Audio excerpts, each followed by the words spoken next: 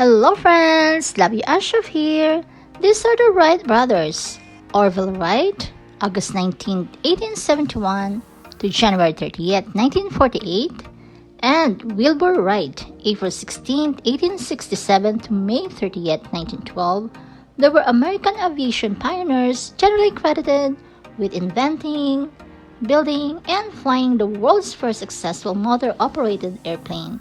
They made the first controlled, sustained flight of a powered, heavier-than-air aircraft with the Wright Flyer on December 17, 1903, 6 kilometers south of Kitty Hawk, North Carolina, at what is now known as Kill Devil Hills.